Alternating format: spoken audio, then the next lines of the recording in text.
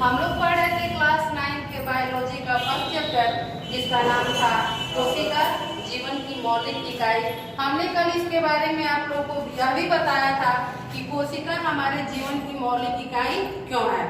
तो हम लोग एक शब्दों में अगर कहें तो कोशिका हमारे जीवन की मौलिक इकाई इसलिए है क्योंकि इसी से हमारे पूरे शरीर की संरचना हुई है। यानी हमारे शरीर की अगर सबसे छोटी इकाई अगर माने तो सबसे छोटी इकाई हमारे शरीर की क्या है? कोशिका ही है। और हमने कल के वीडियो में आप लोगों को यह भी बताया था कि बहुत से कोशिका मिलकर, यहाँ बताते हैं, बहुत से कोशिका मिलकर उत्तक का निर्माण करते हैं और बहुत से उत्तक मिलके अंग का निर्माण करते हैं और बहुत से अंग मिलके अंग तंत्र का निर्माण करते हैं। यहाँ पे कर देते हैं अंग तंत्र, और अंग तंत्र बन जाने के बाद बनता है हमारा शरीर। तो यानी अगर सबसे छोटी इकाई अगर हम कहें कि हमारे शरीर की सबसे छोटी इकाई क्या है, तो हमारे शरीर की सबसे छोटी इकाई क्या है? कोशिका ही है। क्योंकि सबसे पहले संरचना हमारे शरीर के लिए इसी कोशिका की होती है, उसके बाद से आगे ये सारी प्रक्रियाएं होती रहती है। तो हम कल के वीडियो में आप लोगों को छोटे छोटे शॉर्ट क्वेश्चन लिखाए भी थे और आज हम लिखाएंगे आप लोगों को क्वेश्चन 11। क्वेश्चन 10 तक कल कंप्लीट हो गया था और क्वेश्चन 10 में था कि गोल्जी उपकरण कहाँ पाए जाते हैं। तो गोल्जी उपकरण हमने बताया था कि कोशिकाओं के कोशिका द्रव्य में गोल्जी उपकरण पाए जाते हैं। आज है क्वेश्चन नंबर 11 जो बहुत ही इंपॉर्टेंट क्वेश्चन है। जीन किसे कहते हैं? यानी जीन किसे कहते हैं? कह रहा है कि डीएनए का फुल फॉर्म हमने आप लोगों को बताया था कि डीएनए का फुल फॉर्म होता है डीऑक्सीराइबोन्यूक्लिक एसिड। तो यहाँ देखिए डीएनए के क्रियात्मक खंड को क्या कहते हैं? जीन कहते हैं। जो जीन है वो डीएनए के क्या है? क्रियात्मक खंड है। और क्वेश्चन नंबर 12 है कि कौन सी कोशिकीय रचना जीन की वाहक होती है? वाहक माने होता है ढोने का काम। तो इसमें कौन सी कोशिकीय रचना है जो जीन की वाहक होती है? तो केंद्रक में अवस्थित क्रोमोसोम या गुणसूत्र, क्रोमोसोम को हम लोग क्या कहते हैं? गुणसूत्र नामक कोशिकीय रचना जीन की वाहक होती है। अगर आपसे कोई पूछे कि जीन की वाहक कौन सी कोशिकीय होती है तो आप लोगों का जवाब होगा कि केंद्रक में अवस्थित क्रोमोसोम या गुणसूत्र नामक कोशिकीय रचना जीन की वाहक होती है। नेक्स्ट क्वेश्चन है मेरा 13 नंबर कि क्रोमोसोम या गुणसूत्र का निर्माण किन घटकों से होता है? अब आइए, तो क्रोमोसोम का मुख्य घटक डीएनए, वही जो डीऑक्सीराइबोन्यूक्लिक एसिड एवं हिस्टोन प्रोटीन द्वारा होता है, जिसे न्यूक्लियो प्रोटीन भी कहते हैं। अब देखिए डीएनए एवं हिस्टोन प्रोटीन, ये दो प्रोटीन है यहाँ पे, एक है डीएनए और दूसरा है हिस्टोन प्रोटीन, और इस दोनों को मिला के हम लोग क्या कहते हैं? न्यूक्लियो प्रोटीन भी कहा जाता है। तो एक लाइन में आप लोग समझिए कि क्रोमोसोम का मुख्य घटक डीएनए और हिस्टोन प्रोटीन होता है, जिसे हम लोग कहते हैं न्यूक्लियो प्रोटीन। क्वेश्चन नंबर 14 है अंतःप्रद्रव्ययी जालिका कितने प्रकार की होती है? इसके आगे वाले चैप्टर में आप लोगों को, आगे वाले चैप्टर में नहीं बल्कि लॉन्ग क्वेश्चन में भी आप लोगों को मिलेगा अंतःप्रद्रव्ययी जालिका, और उसको हम संक्षेप में नहीं बल्कि पूरे विस्तार से दिखाएंगे वहाँ पे। और यहाँ पर आप लोग समझिए कि अंतःप्रद्रव्ययी जालिका मुख्यतः 2 प्रकार की होती है। 2 प्रकार की कौन कौन सी है? पहली है खुरदुरी अंतःप्रद्रव्ययी जालिका और दूसरी है चिकनी अंतःप्रद्रव्ययी जालिका। तो आप लोग ये समझिए कि अंतःप्रद्रव्ययी जालिका 2 प्रकार की होती है, पहला खुरदुरी और दूसरा चिकनी। आइए इसके बाद हम क्वेश्चन नंबर 15 करते हैं। क्वेश्चन, ये सारे प्रश्न बुक के अंदर के हैं, कहीं कहीं से प्रश्न को उठा के और आप लोगों को बताया जा रहा है। ये सब छोटे छोटे प्रश्न हैं और बाद में पेज नंबर वाइज आप लोगों को क्वेश्चन भी लिखाएंगे।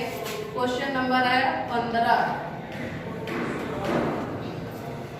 क्वेश्चन नंबर 15 है कोशिका झिल्ली को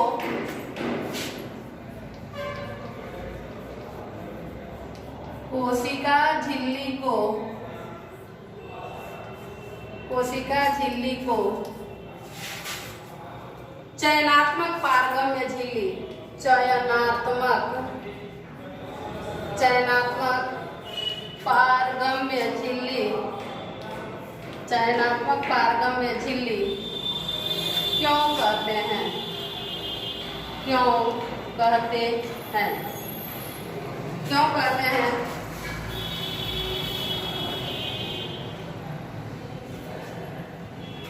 कुछ चुने हुए पदार्थ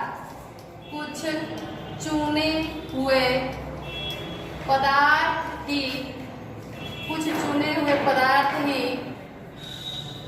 कोशिका के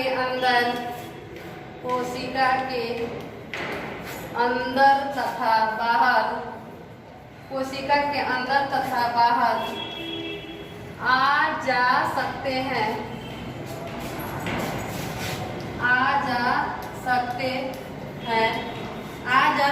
हैं,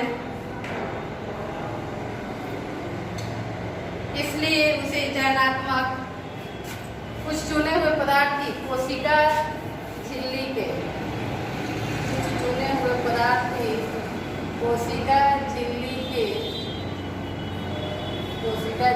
के अंदर तथा बाहर आ जा सकते हैं, इसलिए कोशिका झिल्ली को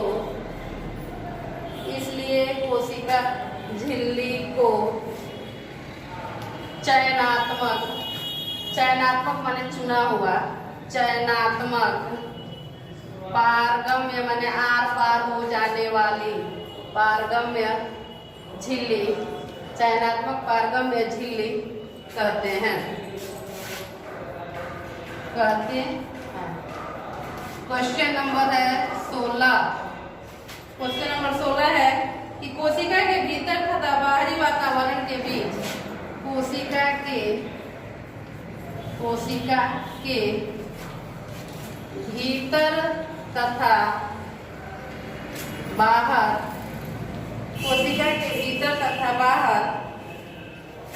बाहरी वातावरण के बीच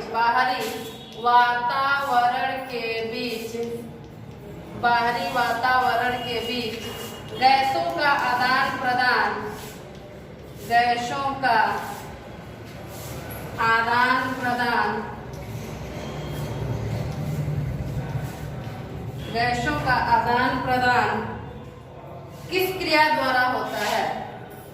गैसों का आदान प्रदान किस क्रिया द्वारा होता है? आंसर है इसका कोशिका के भीतरी तथा बाहरी वातावरण के बीच गैसों का आदान प्रदान विसरण प्रक्रिया के द्वारा होती है। कोशिका के भीतर तथा बाहरी वातावरण में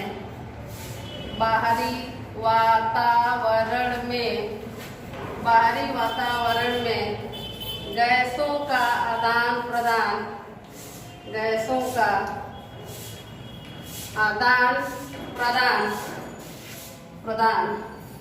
विसरण कोशिकाओं के द्वारा होती है। विसरण क्रिया के द्वारा होती है। विसरण क्रिया के द्वारा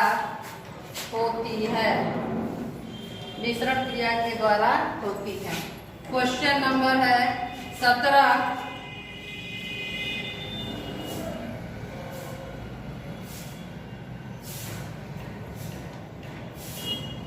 अमीबा अपना भोजन कैसे प्राप्त करता है? अमीबा अपना भोजन कैसे प्राप्त करता है? हम जानते हैं कि अमीबा क्या है? एक कोशिकीय जीव है। तो वह अपना भोजन कैसे प्राप्त करता है? तो अमीबा अपना भोजन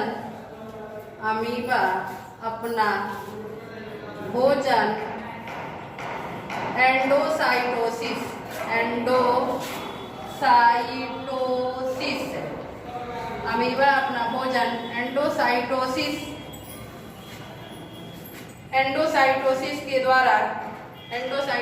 विधि के द्वारा प्राप्त करता है।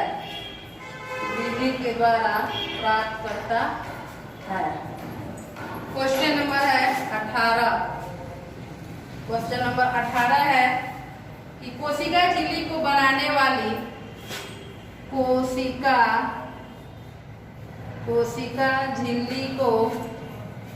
कोशिका झिल्ली को बनाने वाली लिपिड तथा प्रोटीन का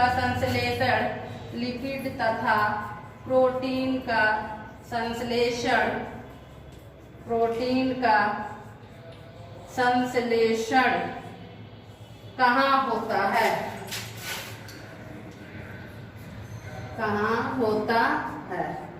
आइए इसके आंसर को हम ऊपर लिखते हैं। और आप लोग जितने भी प्रश्न ऑनलाइन के माध्यम से आप लोगों को लिखाया जा रहा है, आप लोग उस सारे प्रश्न को अपने कॉपी में अच्छे से उतार लीजिए और उस क्वेश्चन को आप लोग घर पे पढ़ते रहिए, ताकि आप लोगों को ये समझ में आए कि कौन क्वेश्चन छूटा है या कौन क्वेश्चन मेरा बन गया है। तो हमने क्वेश्चन लिखाया था कि कोशिका झिल्ली को बनाने वाले लिपिड तथा प्रोटीन का संश्लेषण कहाँ होता है। आइए इसके आंसर को हम जानते हैं कि कोशिका झिल्ली के निर्माण हेतु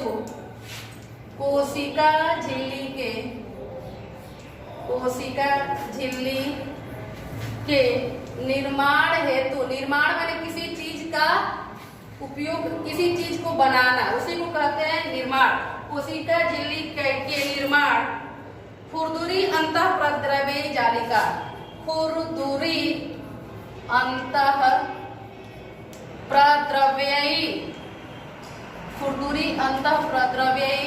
जालिका तथा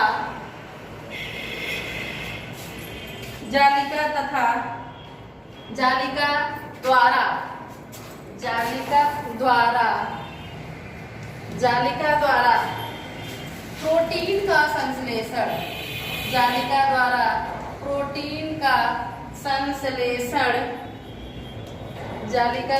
प्रोटीन का संश्लेषण,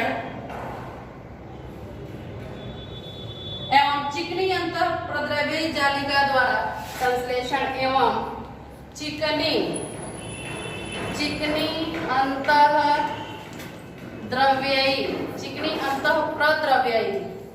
चिकनी अंतःप्रद्रव्ययी जालिका के द्वारा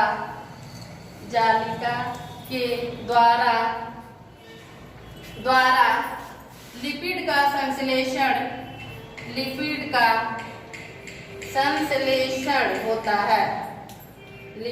संश्लेषण होता है। नेक्स्ट क्वेश्चन है मेरा 19 नंबर क्वेश्चन है कि परासरण क्या है? परासरण क्या है? आंसर है इसका जल या विलायक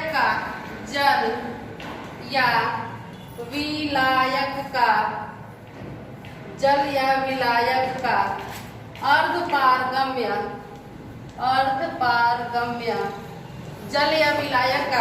अर्धपारगम्य झिल्ली द्वारा होने वाली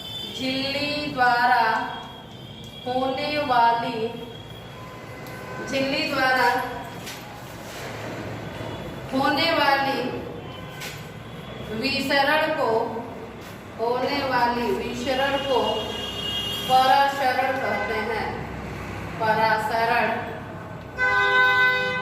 कहते हैं। एक और क्वेश्चन जो है 20 नंबर की जीवन व्यवस्था के स्तर क्रम क्या है? जीवन व्यवस्था के स्तर क्रम क्या है? जीवन व्यवस्था के स्तर क्रम क्या है? आइए इसके आंसर को हम देख लेते हैं। जीवन व्यवस्था का क्रमिक स्तर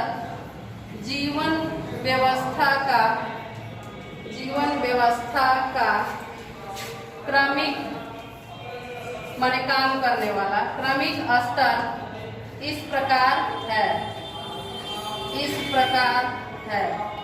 किस प्रकार है, आइए हम समझते हैं कि जीवन व्यवस्था के स्तर क्रम किस प्रकार है।